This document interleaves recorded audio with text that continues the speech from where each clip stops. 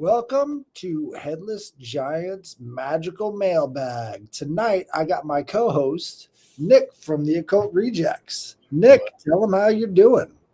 Doing great, man. I was looking forward to this. Thank you very much for having me on again. I appreciate it. It's always fun. Well, thank you for being here. I decided to add a segment, and it's going to be Name That Glyph. And so right now, I've got a hieroglyph from Egypt right there, as you can see that. And it's the pronunciation is Netjer, Netjer, Netjer. And this is the glyph for the gods. So the gods are called Netjer in ancient Egyptian. And this Netjer sign, this Netjer glyph, is in the shape of a flag. What could that possibly mean? What are they trying to say there? Is the flag our god? I mean, I think there's something going on because Netjer, I believe, is where we get our word nature from. And the gods of nature, right, kind of makes sense. And what they're doing, nature worship shit too. Right. Nature worship. Also, what about the nature of mankind? Mankind's nature. And wouldn't that make sense with the flag? Wouldn't that make sense with the way people do the hero worship? Wouldn't that make sense with the way that societies have been dominated by religion and by statism all these years? And so what they're doing, I believe, is showing you right here. This is your God. This is your flag. Everybody salute the flag. It's right there for you. So that is this week's little Name That Glyph. I like it. I had no idea. Me neither. I heard it on a podcast. I'm like, Netjer, what is that? And so I looked it up and I'm like, holy shit, it's a flag. What are they trying to say? And then we see all throughout history, flag here. Everybody worship the flag. Everybody go for it. And it occurred to me, it fits perfectly with my definition of the gods. And if you guys have been listening, you've probably heard it before. But my definition of a god would be a personification of a sphere of influence. So if we're talking about, any kind of nature gods, any kind of gods over certain specific type of behaviors, it's like they're over top of the sphere of influence. And so they create a personification for that. And then you've got people that worship it. Well, what if the state, which the state is defined as a monopoly over the legitimate use of violence within a given area? And you can really see how those two cross over because you've got this idea of the borders, right? And the circle of influence, and how, let's say, you've got Hermes, right? Which is the idea of the god that goes across all borders. And that would be his sphere of influences is to go across the borders. Well, you've got the presidents, which are the personification of the people who elected him in the ritualistic manner that they did. So Netjer in the Egyptian can be induced, right? And so it says here, gods and goddesses worshipped by the Egyptians, the word Netjer. It's a flag or a pole wrapped in a band of cloth, could be related to a cult. Netjer were created through undergoing a ritual after their birth, right? So what happens when you elect a president? They're going through a ritual. Yeah. Right? They're becoming. Oh, that whole thing is ritualistic. Look at the way it's done and everything. There you go. You raise the energy of the people, make them get up and go to the fucking election machines. It's all right there. Yeah. I mean, when you break it down, and these are the people who started the mystery schools, the mystery cults, and those have carried carried on to this very day. So it's really hard not to understand that there's a big connection between this ancient Egyptian idea of how to create a god through these rituals after birth and the way we have it now. I don't know if you can see that on the bottom. Yo, one of them even looks like a damn hockey stick, bro. The other one even looks like a tassel. Like, I feel like we've probably seen this thing multiple times in our faces. Right? Well, I mean, if it's on the flagpole, we see it every day, Yeah, no, I mean, I just need it in other areas too. Who knows? I swear that does look like some sort of like thing that you would use in a game. Almost like Well, yeah, what it is. To relate it back to the Greek, I think that if you look at how they used to do battles during the whole Iliad times, where they're going to war against the Trojans, they would have messengers from the king holding a baton that had white ribbons on it. And so the messengers from the king would not be allowed to be killed. So these guys are running around like those coaches you see on the LARPing stage, right? Except, they're watching people get killed and then running back and giving the messages to the kings and telling them how things are going on the battlefield.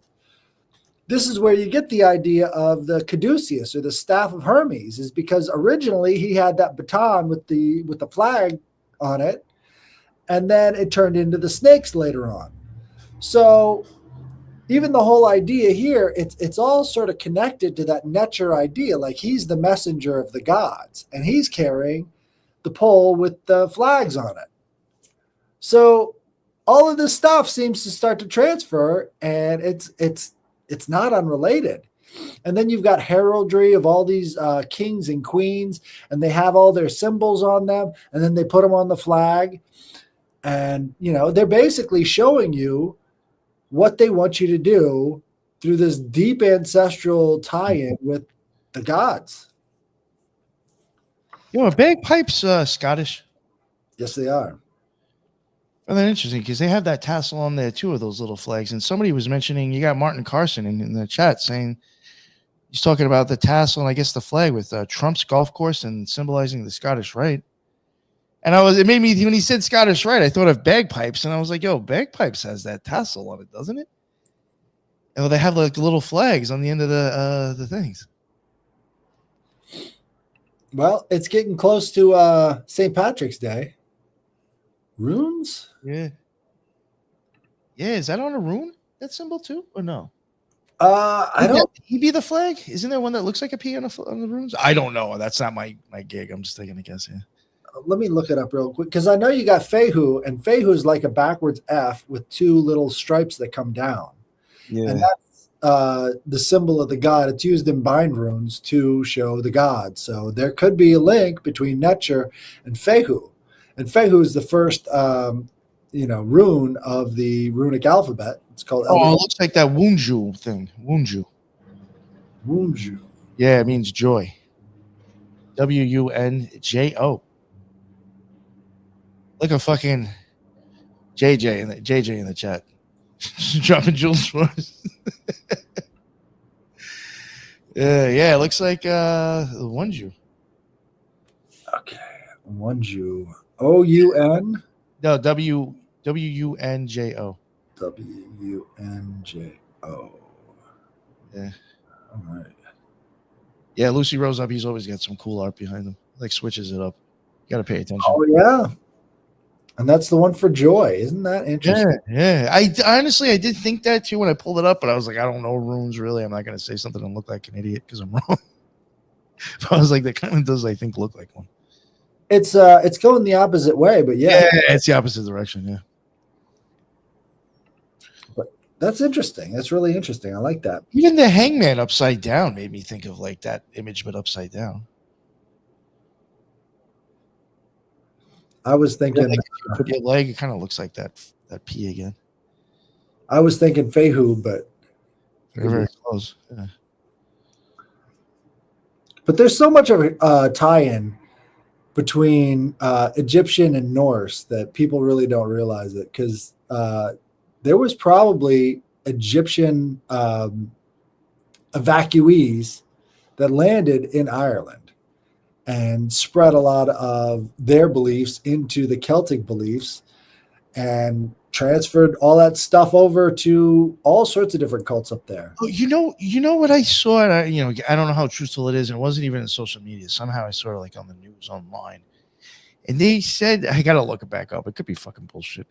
That I think they actually found like some sort of European DNA, like in the Egyptian mummies or something. Yep. So basically, they're saying like, we hate to tell you, but these motherfuckers were white. Basically, that's what the DNA was saying. Like, odds are they're probably white. Right. So there was a big controversy for a long time because they didn't want to say it. They're like, well, these people are African, but they call black people sub-Saharan Africans because they live below the Sahara. And for thousands of years, above the Sahara, it was white Europeans that had settled into that area. And Egypt used to be the breadbasket of all of the Mediterranean. This is one of the reasons why Egypt was so powerful and everything else, is because they had the land that was growing the wheat that they eventually used to export to all the rest of the parts of the Mediterranean because droughts and what have you. And all that land around the Nile was considered the most fertile in the world. So it was the food capital of everywhere. So they did have a massive influence in spreading their culture just by spreading that grain, because everybody loved beer, and beer was this Sumerian invention that came from the wheat. So you had to have the wheat and the honey to get the beer. So,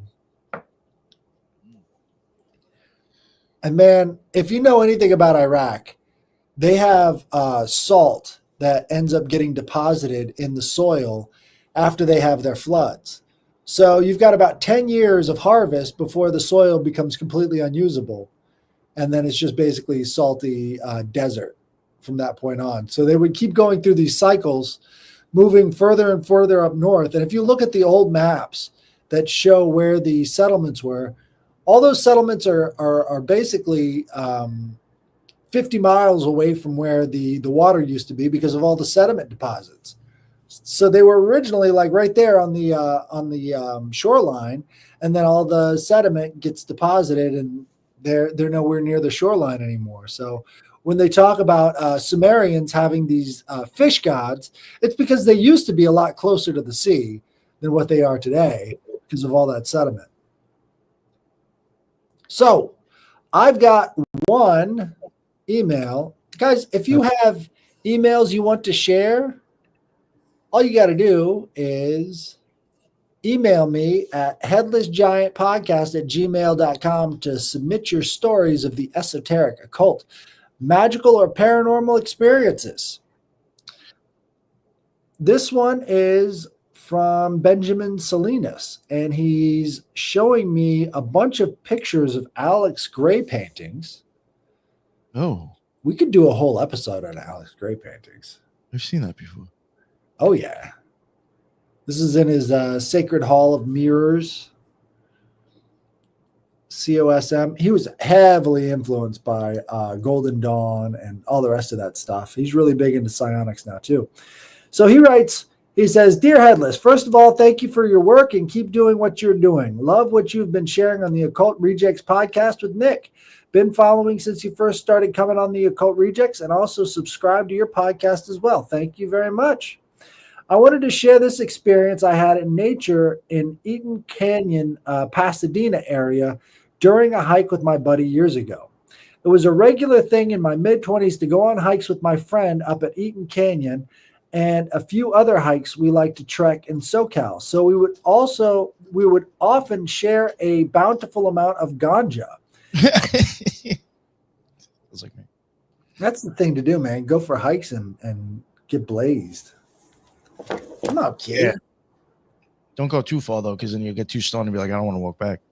Yeah. Camp it out under the stars. There you go. There you go. Let me see. We would all pitch in on psilocybin mushrooms, some acid from time to time, as well as ecstasy on rarer occasions. Yeah, full party. Yeah, fucking running around naked like Joe Gardner in the woods. Sky- we say skyclad in the Wicca community. Yeah, that's right. Sorry. That churches it up. Yeah, right. Yo, I'm sorry, I haven't heard that in so fucking long, dude. You just right. It takes you back, doesn't it? Code of Power, Skyclad. There you go. This one day, we decided to combine our psychedelics. We took 1/8 of an ounce of shrooms, an acid tab, an ecstasy stack. I only took half, and we had taken all of our substances at the top of this waterfall that was off the main trail in Eaton Canyon, and our route was climbing up through the waterfalls of the canyons. P.S. I personally never had mixed these substances at once. Well, you're in for a rude surprise because ecstasy basically, cancels out the shrooms and the acid. So good luck with that. Hey, Lucy said in the chat, candy flipping. I haven't heard that one too in a long time. Holy shit, I haven't heard that since Ray's. Really? They would take I think the shrooms maybe. I think it was more of a acid, ecstasy, and something else. I don't think it was shrooms or maybe dust. But I mean, you're really not eating that though. But yeah, I haven't heard that in a minute. Candy flipping. Well, it's just like you never know what you're getting when it comes to ecstasy. It's just not even worth the bother,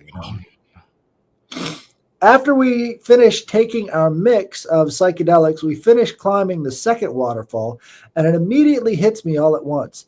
I don't think I even ate breakfast that day. I felt lightheaded and tried to tell Jose, shouting at him, "Hey, I need to stop, bro." I remember he kept on going for a little while. Meanwhile, I had to stop, and I puked out most of the substances I had just taken and sat there not feeling too well. I felt like I was in a really dark place energetically, just sitting in my negativity. Next thing I know, Jose comes back and recognizes I'm not doing okay, pulls me away from my vomit, and then I immediately felt so much better. But then I get this signal telling me I need to meditate. So that's what I did. I told Jose I had to stop again and sit there and meditate. During the meditation, I had one of the strangest experiences in my life. I definitely beamed somewhere else consciously. I found myself in my mind's eye in front of this enormous golden yellow being with 3 faces. It felt like I was so tiny in comparison. The 3-faced being did not want to see me. He looked at me, and without any words, he communicated to me that I should not be in his presence. I felt like he was shaming me for being there. I felt this energy while meditating as well, that I felt like I was connected to the all or everything living, if that makes sense. After this 3-faced being dismisses me, I come back from the meditation still feeling connected to everything and feeling very positive and sensitive to subtle energies. We run into these other hikers and we happily share some ganja, and I gift them the mushrooms. It was a wonderful time. After that, I find Alex Gray's interpretation of the 3-faced being that I see in my mind's eye, and it blew me away. It was the first accurate depiction of what I had seen in my mind's eye meditating that day. Attached is the photo. Later, I hear from my cousin, who is a Marvel Comics nerd, about this being called the Living Tribunal, who is also an accurate illustration of the being I had seen while meditating that day. Photo attached as well. I wanted to share and get an occult reject's opinion on this being and see if anyone else has similar experiences. Thanks, Headless, and I hope you enjoyed my story. What'd you think of that there, Nick? I don't know. I'm going to be totally honest. I think the drugs probably pushed you pushed you a little farther, probably. I mean, especially if you're open to it and you're meditating. Like, that's what, I'm saying, like using the drugs and what you're trying to aim for. I do question, like, you might have started doing some weird shit inside your head. Not bad, just, might have been deep in there. And sometimes I do wonder if, like, all right, like this guy said, like, he kind of felt bad, like in front of God or something, right? Well, he said that he was dismissed. He was dismissed. And I just wonder, like, for me, I'm just going to say, like, for me, I had bigger, more grander experiences practicing magic, I think, when I was a little bit more comfortable with my own soul, who I was. So I think sometimes up until then, our mind will come up with ways to, like, set up roadblocks. And maybe, like, that was just one of them they has to clear out to get a little bit further. It's almost like the never-ending story. You got to like work on something to get to the next statue. You know? I don't know. Well, there are lots and lots of triple-faced deities. I thought of Hecate as soon as he said that. Exactly. Yeah, that's exactly what I was thinking. But Morrigan, the same fucking thing, really. The gold was kind of throwing me off, though. I think if there is that sort of gold light kind of probably sun energy, I could see that as being a different emanation, possibly a new god. Maybe he made a new discovery. Yeah. But Hecate was often depicted at three-way intersections of roads. Four-way is no good. If you're going to meet Hecate at a intersection, it has to be at a three-way intersection. Yeah, she's a freak. She wants a three-way. Like you're what I think it is, I think it's the idea of the energies coming together and not being able to go anywhere except for up or down, because there would have to be that like fourth direction to make it like stable. And I think that's where you get the underworld type energy coming from Hecate. The last way is the invisible way, or the way underground, or the way into Hades, because she's often depicted as being able to move between these two areas. Yes. And which is why I think she has an H. I think all those guys with an H actually have something to do with it, being like a messenger from both sides. Right. And so Zeus sends down Hercules, doesn't he? Right. It's his messenger.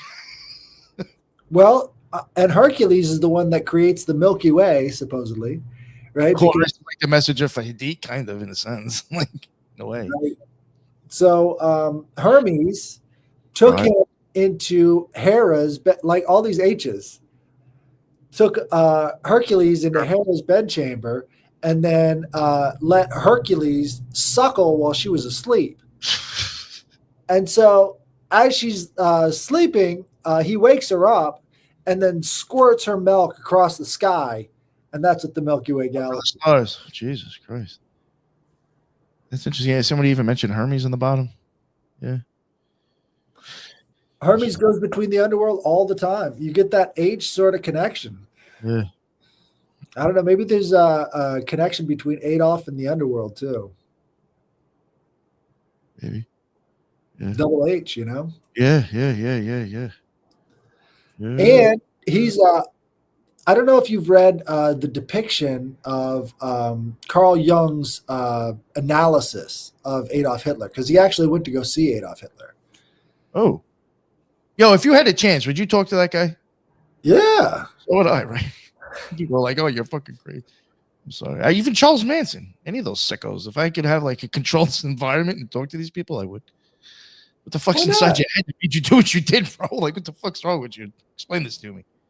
Well, I think that's the problem is you know, again, we have like our disgust or our base reactions kind of being programmed into us. But it's like, these are the people you need to learn from, right? For multiple reasons, but mainly because you don't want to end up like they did. So that's a good point. I have thought that before myself. Right. So, for I don't want to get where you got. That's good to know. For Carl Jung, he said that Adolf was a shaman who was channeling his nation's spirit. And he said that Adolf had become Odin. And one of the reasons is because of Ragnarok. I was wondering if he's going back to lightning and all that shit too. SS. Yeah, all the symbols are there. And if you look up the painting Wild Hunt, it's supposed to have, this was made before Adolf Hitler was alive. It's supposed to have Odin leading the wild hunt. And the character that's supposed to be Odin has Adolf Hitler's face. And this is before Adolf Hitler was ever around. And so it's like, wow, there is a connection. Like, he's got a patch on, but I can kind of see Adolf Hitler having a patch on. Like, that doesn't seem like out of the ordinary for me. Well, so he keeps his fucking speed in there. The goal for Odin was to bring warriors to Valhalla so they can fight at Ragnarok. And so everything Hitler was doing was to sort of exterminate all of these best warriors in the world so that they could go to the Hall of Valhalla and fight in Ragnarok, which is like, it's strange, but it kind of fits because you think about Odin's called like the mad god, and he's got this madness that is like an obsession, just pure obsession. And you can see that too, how that sort of translates as well. So I think there's something to it. There could be an Odin Hitler crossover. And you think about it, like all he was about was the Germanic people, and he was like possessed with that spirit. So, I mean, the guy was definitely into the occult, so nothing. I haven't ever read anything from Carl Jung that I've been like, no, I 100% disagree with that. Yeah, that's how I put it. Yeah, he's a very interesting fellow, Carl Jung. Actually. Right. I think he's onto something too, so he probably knows what the fuck he's talking about. Exactly. Yeah. I think he saw him at the Olympics. I think that's what it was. Oh, wow. Nice. Carl Jung was like in the thick of it. But, again, he's like a Tesla character. He doesn't really get the attention he deserves. And you either know about Carl Jung or you have no idea about that whole world, Yeah, that is true. That's a very good point. Oh, do you want me to? I do have. I mean, it's not much. It's a short one. I do have a story somebody sent me. Somebody sent it to me and then unfollowed me. I don't know what the hell that was about. I'll try to make sense of this. While I was on my way home from a party, I noticed a portal open. The area morphed forward and then backwards. Almost kind of sounds like maybe a toroidal field. I then pulled over and called a friend to meet up in a nearby parking lot to talk about what had just happened. While I was waiting, I saw a shadow man with a cowboy hat right in front of me. The shadow man with the hat wanted to see. The shadow man with the hat. Yeah, her to see him. Oh, the shadow man wanted this person to see them as well. He was flat and made of a very dense, dark shadow. Since then, I have befriended the shadow man with the hat and many shadow people. I have a curse pact with the shadow man with the hat. He's taught me about sleep paralysis, how to manipulate and vampirize fear. He has showed me how to showed me how shadow people have a light side and how humans often project their shadow when the shadow people are around. Interesting. That is interesting. Yeah. I think there's this kind of tie-in between, these shadow people and the watchers, right? I think because usually when you have a shadow person encounter, that's usually all they do is they watch, and they might, dart out of sight for a minute or whatever. But usually when you've got a hat man or a shadow person, you never get these like extended experiences. It's just sort of like, it's the creepy thing that you don't want coming anywhere close to you. But that is kind of interesting. Yeah, well, the reason I even read it is because we have brought up a hat man before, haven't we? And so I did find that interesting, like somebody else with a hat again.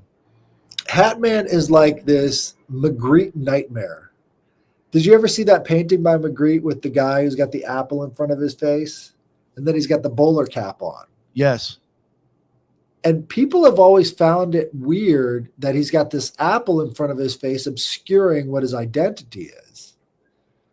And that bowler cap is really, really closely associated to whatever the hat man's wearing. So I think there's a crossover between like what Magritte was seeing with this guy that's got the apple in the face and this hat man type entity, because it's very, very common within like ghost sightings or whatever. Whenever you get a full body apparition, usually it's a shadow person, and it's usually the hat man who is like a shadow person. So at least that's what I've noticed in all the different paranormal podcasts I've listened to. And then you get the apple that if you cut it in half, it looks like a toroidal field. back to the portal. With the apple. Right. Well, if you turn it on its side and you cut it that way, you get a pentagram. Yeah, that is interesting. I think there's a couple of things you get that in. I've even thought it's interesting the star in the east. Doesn't that like make a 6 or 8 pointed star? Yep. I wonder if you cut an apple open, leave it on the table, and then meditate, can you summon a hat man? Do we need a hat? Does he come with it? That's you got to have a hat. Yeah. Oh, but yeah, that was my one story to contribute. Sorry about that. But I mean, it's interesting. I mean, No, it's good. It's good. Yeah, I love experiences where it's just like somehow you just step into the whole dream world, you know? And there's really no way that you can prove whether or not it's a dream, but at the same time, it could be a little bit of both. Why does this have to be inside of a body? This could be happening while she's astrally projecting somewhere. Yeah. That's one of the things about the UFO encounters too, is like people often think that they're being beamed out of their house straight through the walls. And it's like, well, how would that work unless you're actually being, abducted? Your spirit body is being abducted and not your body. Yeah. That would actually make more sense if you think of it like that. Right. Spirit body abductions make so much more sense. Yeah. It probably would be easier to get your spirit through the roof of your house than your body without making a mess, breaking anything. Right. But, if you think about it, the spirit body is basically a perfect facsimile of what you've got in your body. And you can detect any kind of abnormalities in the body that you would want to just by using that spirit body as a guide. It's almost way more efficient if you understand those energies, because we're starting to learn now that there's kind of like a holographic nature to electromagnetic frequencies that come off of your body. The aura that you can detect with sensors and stuff. Well, if that's holographic, that means it's a perfect reflection of what you've got going on inside of your body, because they couldn't be separated without ruining the resolution. Why not? I think a lot of this stuff, like astral projection, is way more physical than people give it credit for. Yeah. Yeah, I agree with that. That even sleep paralysis, I think, is a little bit more deeper than people would think. Right. I think these are physical. It's a lot more deeper than we think. Right.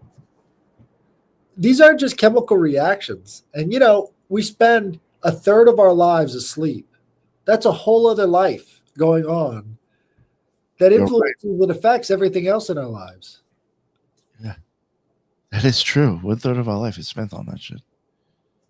Better be for something. This is why I think that dreams can be classified as like the origin of symbolism. Because everything you're doing in a dream is symbolic. Yes, I think. You're not actually doing it, and it's still happening somehow. So that has to be the origin of symbolism for everything else, like language and figures and how we communicate using that kind of language all goes back to dreams. That's how people used to communicate.